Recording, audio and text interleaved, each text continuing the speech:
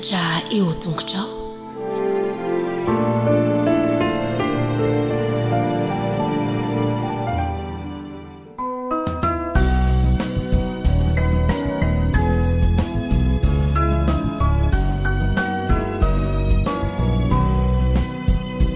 Emisaucanao Jesu malalo chachizao futona mamizao yanaranai antunguchao izahai izaipianachao kuambitenenare Jesu malalo izahai iainucharanao kahirote nyavyamina itwecabecakawampunaya kuambitenenare Jesu malalo izahai iainucharanao kahirote nyavyamina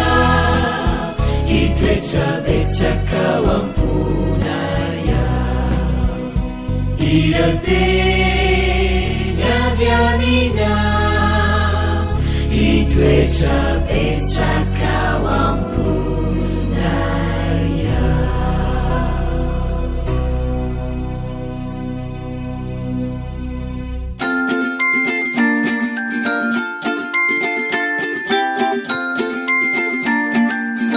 tonga eo amin'ny fotoanany zazamonono indray tsika zao efa natomboka tamin'ny hery ny lesona dia ho tohizantsika indray androany fa alohan'izay rehetrarehetra izay araka ny mahazatra antsika dia tsy maintsy mifanao bonjour foana dia ndao ary antsika ifampiarabe ao ary ataontsika ny hira manisa telo dia manomboka ny hira isa roa telo manaona falita faona raha vo mahitanao manaona enao manaona ny zazamonono efa avy any lesina antsika ary eny ary andao kambana ny tanana dia aondroka ny loha dia hivavaka indray tsika kambana ny tanana ary Jesosy malalo misaotra anao zahay fa mbola omenao fotoana ahafahanay mamerina ny lesona ampio zahay mba ho zaza endry mahay mihaino tsara amin'ny anaran'i Jesosy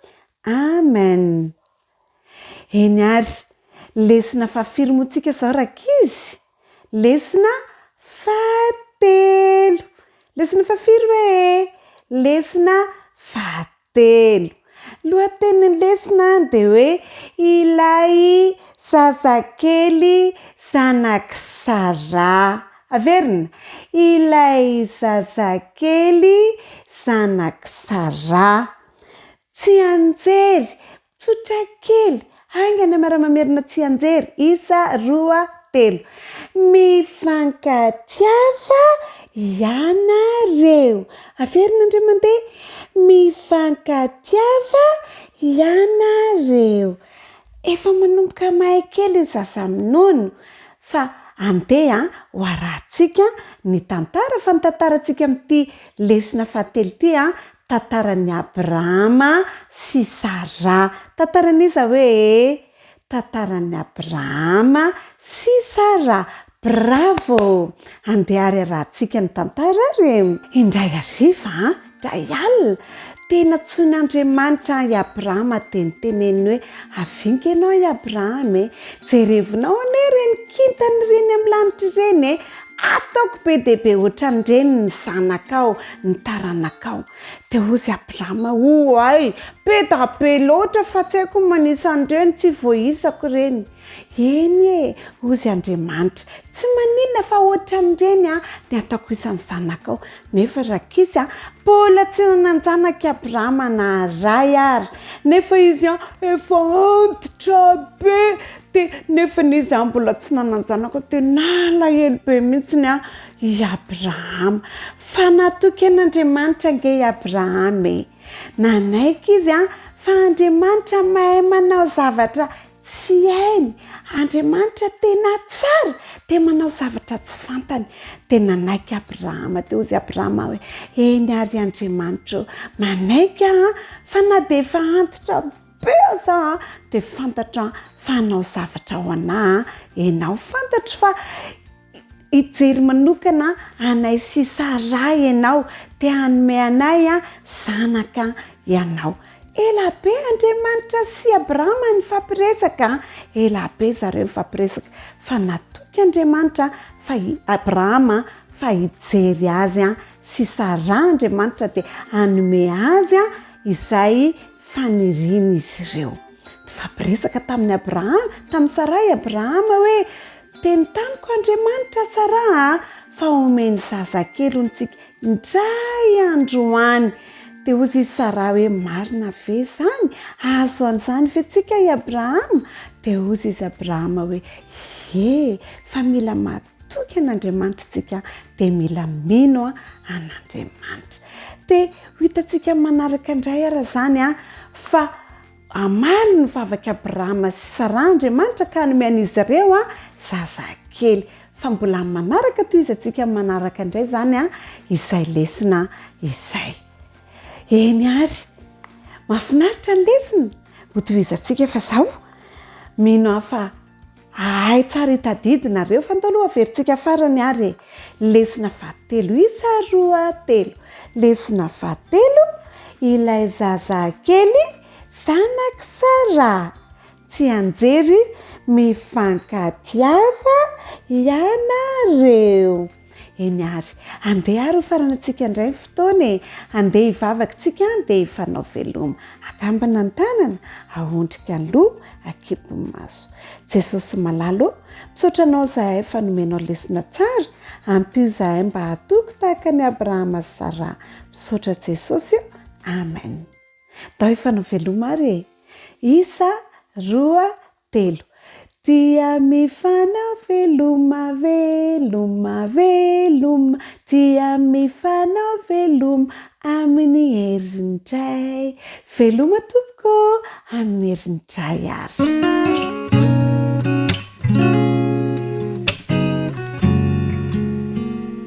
Manao anadaholo indray zazaboto hoe faly miarabantsika rehetra indray tratry ny sabata daholo eo.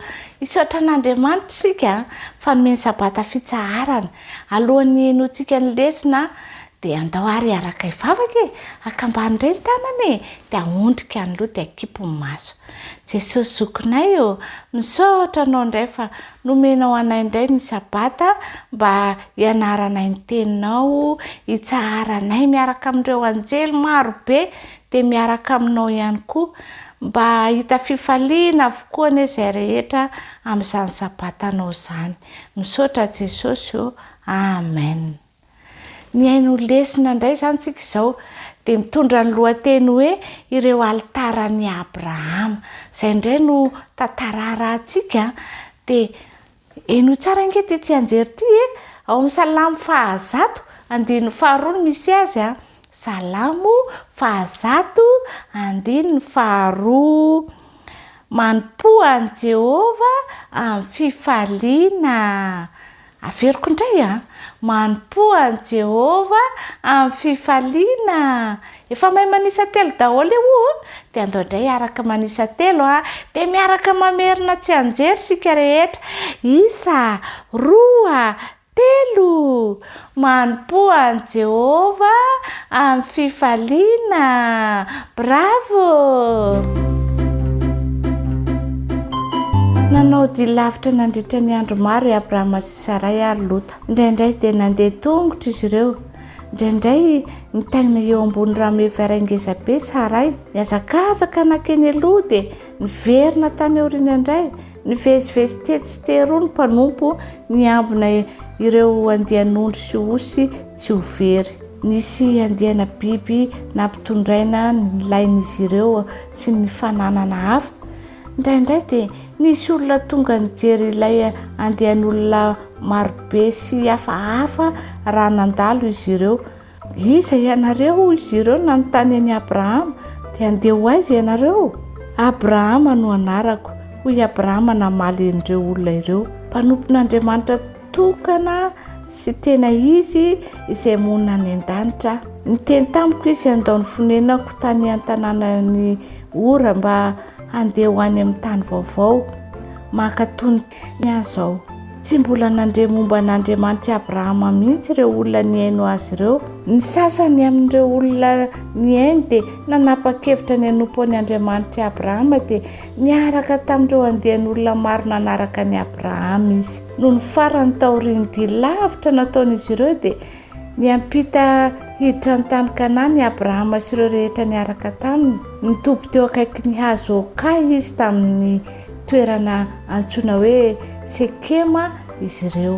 Tamin'izay andro izay dia niseho tamin'ny Abrahama Andriamanitra, nanondro tamin'ny toerana rehetra izy. Abrahama, hoy Andriamanitra, hanome ity tany ity ho an'ny zanakao sy ny zanaky ny zanakao ary ny zanak'izy ireo aho. Hitan'ny Abrahama fa nanompo sampy ireo olona no natao Kanana. Nanompo sampy eo akaikin'ilay hazo nisehoan'i Jehovah tamin'ny Abrahama mihitsy azy izy ireo, saingy tsy mba nanompo sampy izany Abrahama. Ny nataony kosa dia nanorona alitara ho an'Andriamanitra marina eo akaikin'ny hazo. Ilay hazo nametraka zanak'ondry teo amin'izany alitara izany izy ary dia nanompo an'Andriamanitra teo izy sy ny ankonany. Rehefa andao izany toerana izany Abrahama ary tonga teo ireo Kananita hanompo sampy izy ireo dia nahita ny alitara naoriny Abrahama ho an'Andriamanitra tokana sy ny tena izy ireo.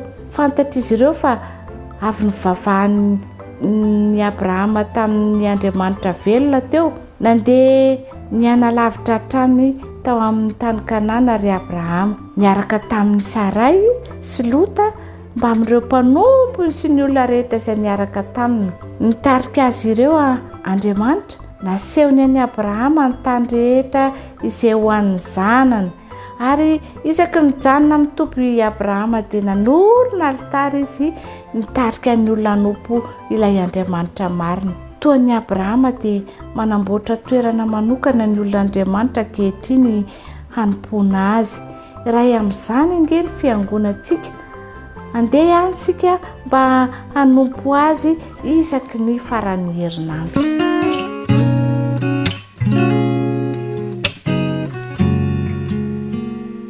Miarahaba ny tanora 13 taona sy 14 taona indray natratra izao fotoana izao izay afahantsika mianatra ny ten'Andriamanitra. Miarahaba ihany koa indray aman-dreny ny zoky sy ny zandry rehetra. Lohahevitra fahafolo no nianarantsika tamin'ny herinandro izay mitondra lohateny hoe manova toe-tsaina tia mitsikera. Manova ny toe-tsaina tia mitsikera. Ny fitsikerana dia anisan'ny zavatra toy ny hoe mandeha ho azy amintsika. Vao misy zavatra miseho dia hainy rehetra ny mitsikera ary ny rehetra mihitsy no mahay manao an'izany fitsikerana izany. Kanefa ny lesontsika dia mampianatra fa mila hovaina izany toe-tsaina tia mitsikera izany. Dia raha hovaina izany ilay izy dia miova ho inona? Miova ho fankasitrahana. Ka izay no ampitainy ity tantara anankiray ity. Nisy mpampianatra anankiray niresaka tamin'ny mpianany dia nanome ruban mangamanga ho an'ny mpianatra rehetra izy ary izay rehetra tia nankasitrahana dia nomenany izany ruban izany.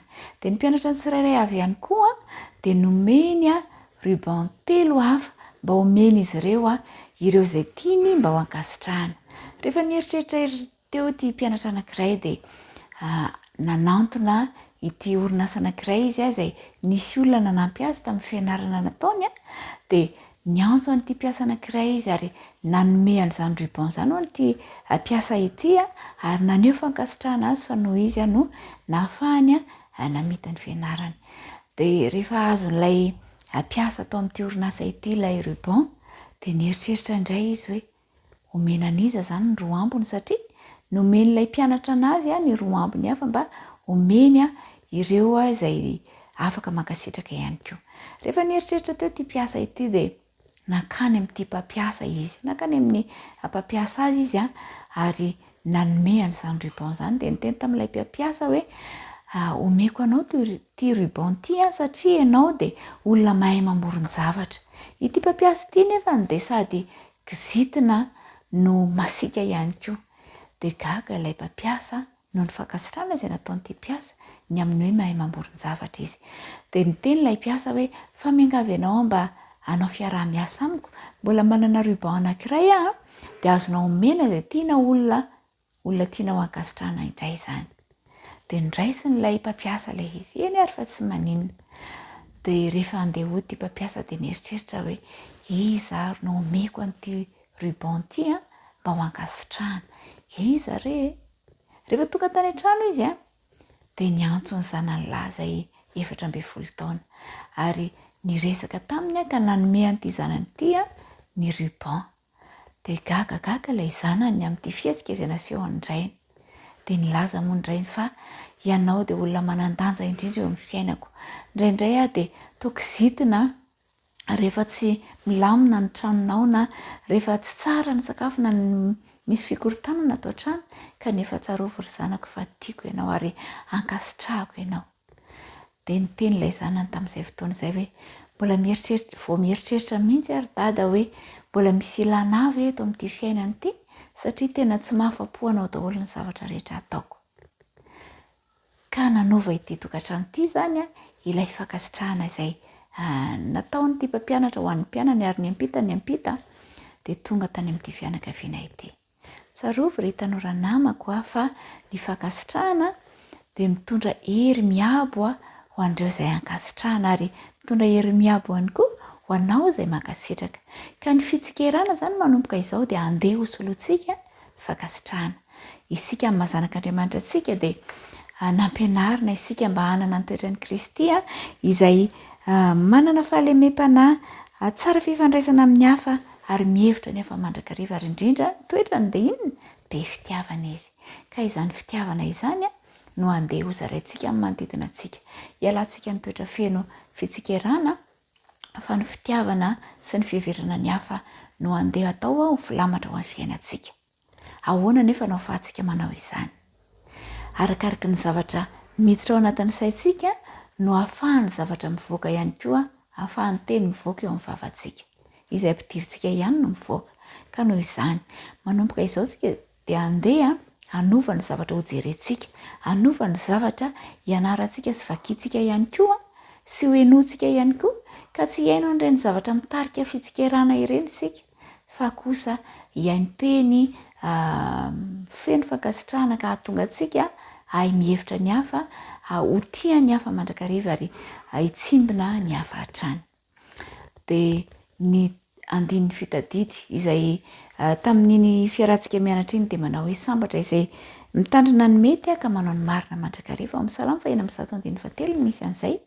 Dia andeha ampiarintsika ary izay afatra izay ry tanora namana, sambatra isika raha mitandrina ny mety ka manao marina mandrakariva. Andeha ataontsika ho filamatra izany dia ho feno fankasitrahana ary ho feno fitiavana ny fiainantsika sy ny manodidina antsika manontolo. Dia mirary soa ary ho amin'ny fiarahantsika manaraka indray.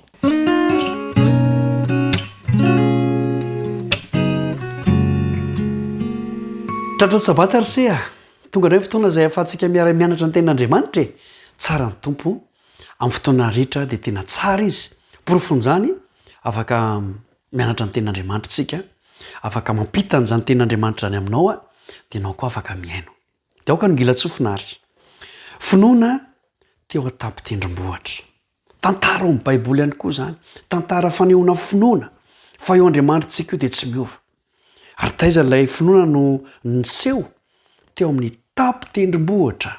Tantara anankiray izay ohatry ny efa haitsika izy ity hatramin'ny mbola kely dia ohatry ny efa mahafantatra an'ity tantara ity fa averina amintsika izy ity mba hahatonga antsika tsy hozongozona amin'ny finoana. Ny finoana resahana eto dia tsy anaram-piangonana. Tsy anaram-piangonana ny finoana. Ny hoe ny finoana dia izao. Tsy izany ilay finoana. Fa ny finoana hoe Andriamanitra tia mamonjy afaka manao fahagagana izy. Izay no antsoina hoe finoana fa tsy anaram-piangonana. Ka raha miresaka izany ny olona hoe tany mafy ny finoanao, tany mafy ny izay anananao mba tsy siaka ny sarom-boninahitra. Finoana an'Andriamanitra izany fa tsy anaram-piangonana. Izay ny foronon'ny olombelona mpitarika. Ataontsika parantèse kely aloha satria indraindray diso mihitsy ny fandraisantsika n'ity hoe finoana ity dia ny anarana fiangonana no lazaintsika fa finoana, fa ny finoana dia finoana an'Andriamanitra tia atsika izy manao zava-mahagaga izy tsy miova izy ho avy tsy hoely izy zay no antsona hoe finoana manao finoana ave ianao manana ianao e de ry ovakitsika ny mpanjaka voalohany toko fahavalo folo de ny faina amtelopolo a de nanantony Eli mpaminany ka nanao hoe Jehova Andriamanitra Abrahama sy Isaka ary Israely aoka ho fantatra an'io fa ianao no Andriamanitra amin'ny Israely ary izao no mpanomponao ary araka ny teninao no efa nanaovako izao zavatra izao zany ny zavatra natenen'ny ity mpanompon'Andriamanitra ity zany ny zavatra natenen'ny Eli teo anatrehan'ny mpaminany ny bala mpanompo sampy marobe manan'Andriamanitra antsoina hoe bala marobe ry zareo Eli rery ary io indraindray mahadiso fijery atsika rehefa marobe le olona mandeha mivavaka de ao mihitsy zany ny marina satria matoa makao daholo reo olona marobe reo indroa miditra ny telo miditra ny efatra miditra am'le fiangonana de tsy sihevitra fa de io ihany ny marina ary tanora namako ry mpiainy malala ry mpijery ajaina io Andriamanitra io de tsy mijery hoe amarona na avitsiana ary tsy mitady olona hoe marobe izy hivavaka aminy fa mitady olona vitsy tia azy izy irariko mba ao anatin'le olona vitsy tia an'Andriamanitra ianao de teo reo mpaminany bala reo nivavaka tamin'ny bala niantso amin'ny bala mba haneo ny finoany teo amin'ny tapitendrim-bohatra hoe hodorana le fanatitra kanefa tsy nety nyrehatra le fanatitra tsy vitan'izy ireo zany fa rehefa nivavaka Eli araka ilay mpanjaka voalohany toko fahavalo ambin'ny folo andiny faina am'telopolo teo araka mibaikony Jehovah raha teo le izy de namaly vavaka Andriamanitra de nisy afo avy any an-danitra nandoro an'ilay fanatitra teo atampitendrim-bohatra zay lay finoana fa afaka manao an'izany io Andriamanitra io Andriamanitra Eli Andriamanitra Abrahama Andriamanitra Isaka ary zay fomba fivavaky Eli zay mba tiako ho fomba fivavakytsika ihany koa mba ianaro satria fianarana moa ny eto rehefa mivavaka ianao de mitenena mihitsy hoe ianao le Andriamanitra Abrahama Andriamanitra Isaka no antsokio tena somary hafa izany tolom-bavaka izany raha manana an'izany fahazaran'izany isika fa rehefa nivavaka tahaka an'izany Eli de nisy afo avy any an-danitra nandoro an'ilay fanatitra ary de nandresy na de Eli rery ary teo anatrehan'ireo mpaminany bala marobe irariko mba ho azo ose zany loha hevitra zany aza de manaraka hoe aty ny be tanora mandeha de ho any koa fa za rery ve ny eto na makany daholo ara ny rehetrarehetra ka tsy mety le izy tsy araka sitrapon'Andriamanitra mijanony ianao eo na de anankiroa fotsiny ary nareo na de telo fotsiny ary nareo de mijanony eo tahaka ny Eli de anao zava-mahagaga Andriamanitra zay rahasoa ny zatovina mako rehetra indray ary fifaliana ny franco ho amanaraka arsea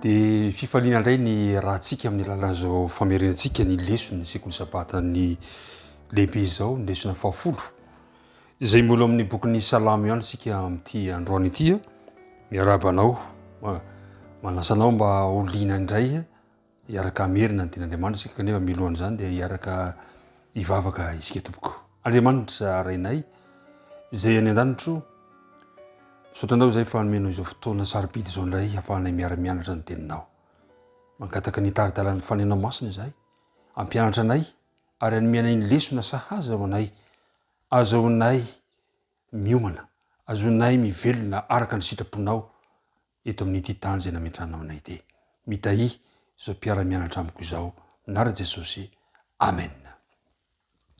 Mandray lesona avy amin'ny tantara avy amin'ny lasa isika ny tsy aonjery natao tadina dia izay voasoratra amin'ny bokyny salamo fahavalo amin'ny fitopolo ka ny andinin'ny fahatelo sy ny andinin'ny fahaefatra zay mivaky toy izao izay efa retsika sy fantatsika ary nambarany razantsika tamintsika dia tsy mba hafentsika amin'ny zanany fa ambarantsika amin'ny taranany ho avy ny fiderana an Jehova sy ny heriny ary ny fakakana zay efa nataony.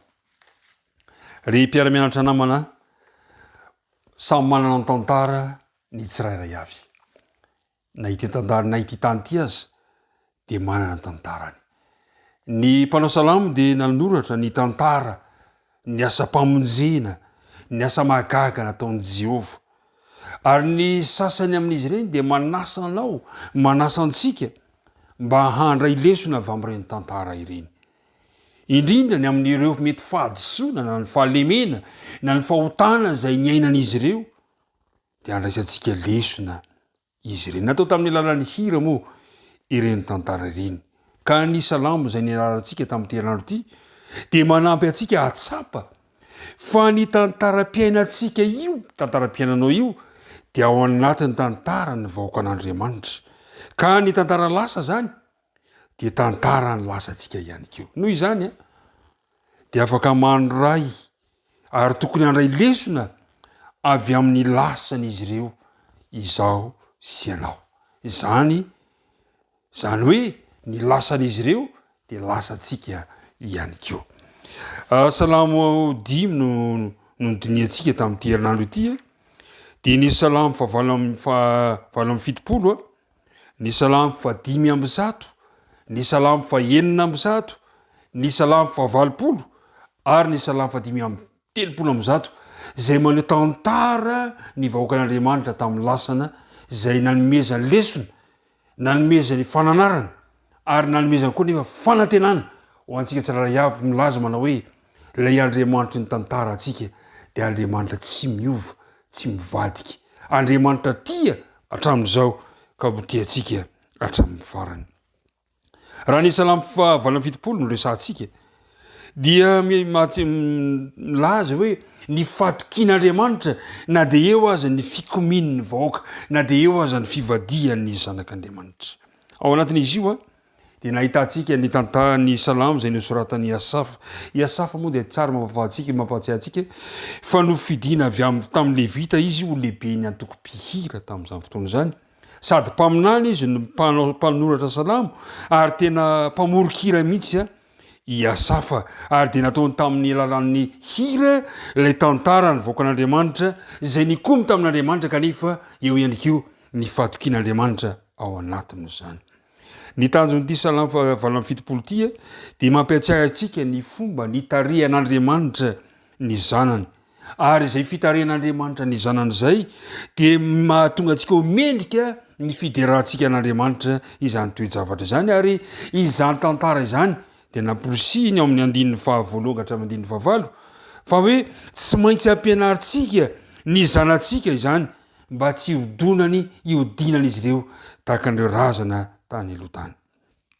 Ao amin'ny salamo 87 ihany koa dia nahitantsika ireo tantara ny fitahany ny voanany vahoaka an'Andriamanitra avy tao Egipta ny nampisarahana ny ranomasina ny fomba fitantanan'Andriamanitra tamin'ny alalan'ny androraona sy ny andriavo nanehoana zany hoe fahagagana nataon'Andriamanitra ny vatolampy namoaka rano.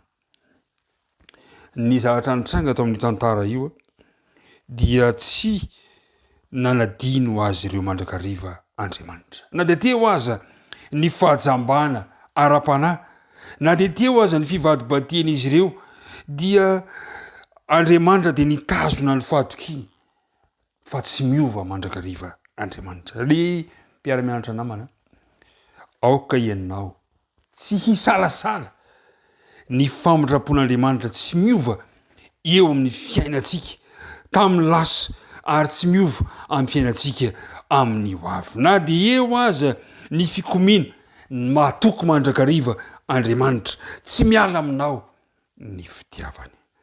Eo amin'ny fizarana faharoa dia mahatsiaro ny tantara isika, mahatsiaro ny asan'Andriamanitra ary mitondra antsika ho any amin'ny fiderana azy.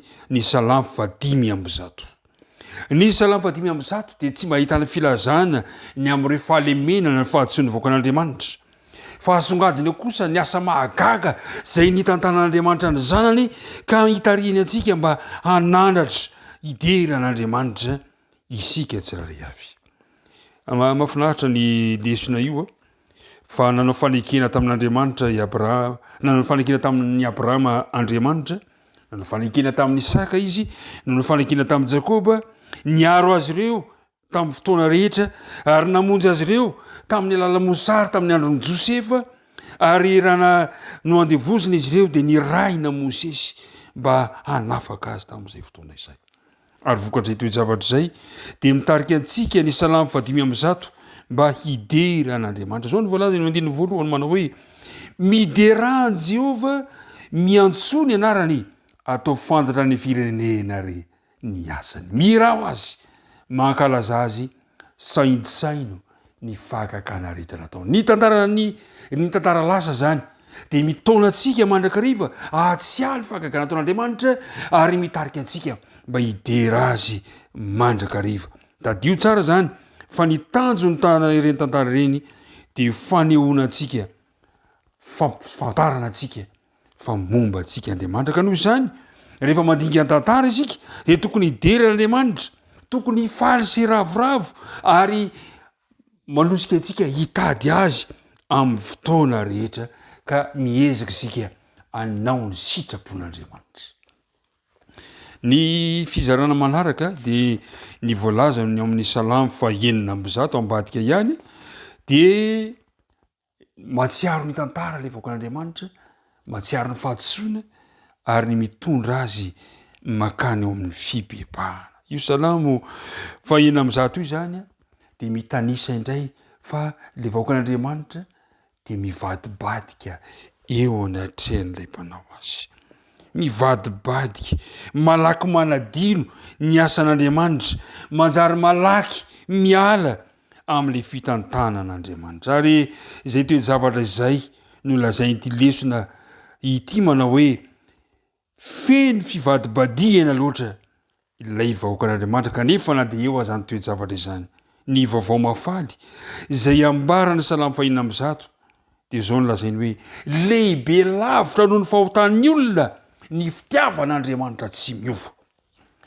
Ary tao anatin'izany toe-javatra zany amin'ny Salamo 5:100 io no nahitantsika ny fanelanelanana nataon'ny Mosesy sy Finehasa raha teo amin'ny toe-javatra sarotra lalovana izay maneho ny tandindony fanelanelanana ataon'ny Kristy ho anao sy ho ahy amin'izay toe-javatra izay. Ry mpiara-mianatra namana isany manome toky antsika ny tantara fa afaka mangataka famelan-keloka amin'Andriamanitra isika ary vonin'Andriamanitra fa hanome antsika ny fanafahana ka hatonga antsika hidera azy. Ny fideran'Andriamanitra zany dia tsy mitsahatra mandrakariva. Ao amin'ny Salamo 5:20 indray no fizarana manaraka izay ahitantsika fanoharana ny amin'ny hoe ny vahoakan'Andriamanitra dia noharina toy ny voaloboka anankiray.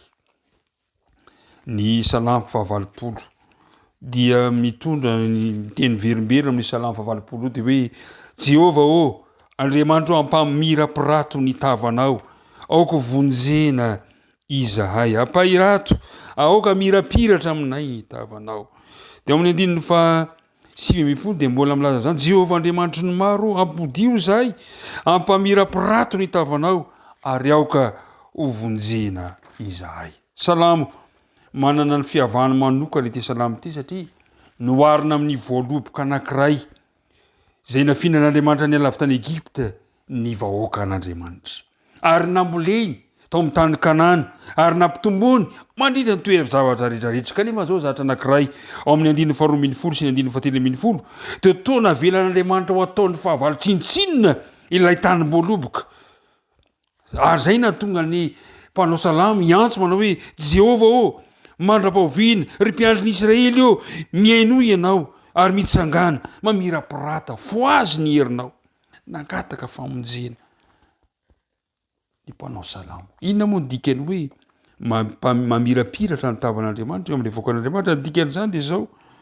maneho ny famondram-pony tsy miova Andriamanitra tahaka an'izay nataony tamin'ny amin'ny boky nomeritoko 9 ka ny 7:20 sy 9:20. Zany hoe ny salamo 20 zany dia mitaona antsika mandrakariva manao hoe na dia teo aza ny fanososen'ny vahavalony ny voaloboko Jehova dia eo ihany koa ny fanantenana fa misy fanantenana ao amin'Andriamanitra hoe ry Jehova Andriamanitry ny maro ampodio zahay ampamira-pirato ny tavanao ary aoka hovonjena izahay. Ry mpiara-mianatra namana isany tsy misy afa-tsy ny fiverena antsika amin'Andriamanitra no vahaolana amin'ireny tantara lasana ireny ary ny amarana antsika azy dia ny salamo 5:30 zay tena maneho ny fahifan'Andriamanitra eo amin'ny tantara zay miaraka amintsika.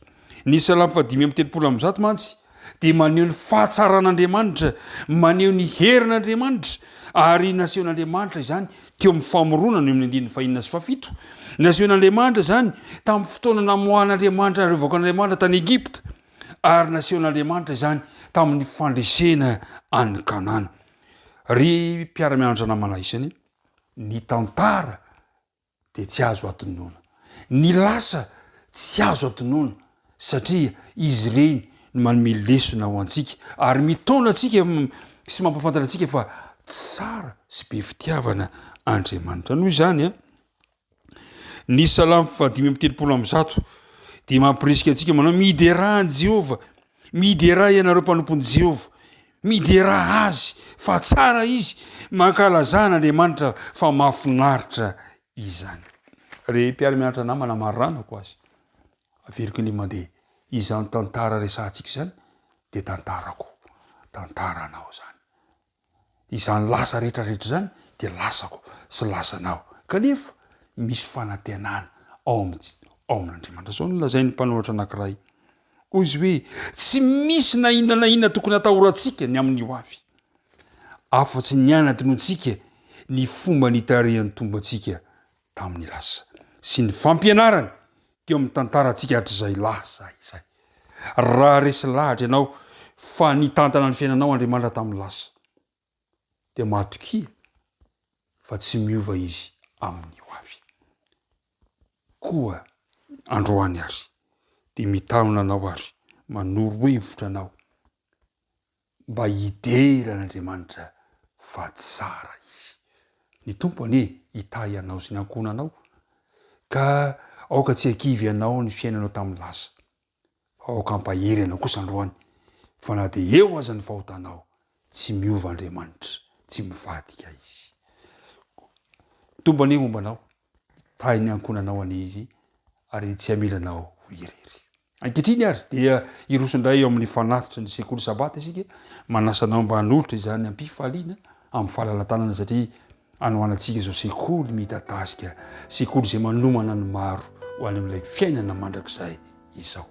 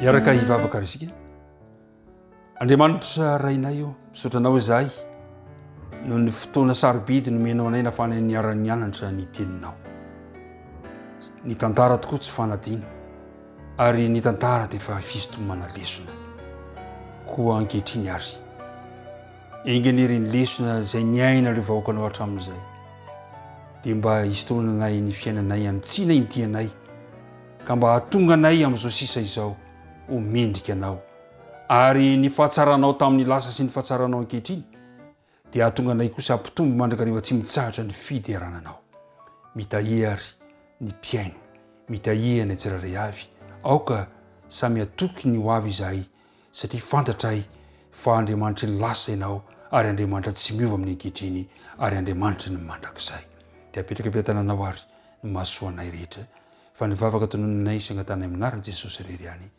amen.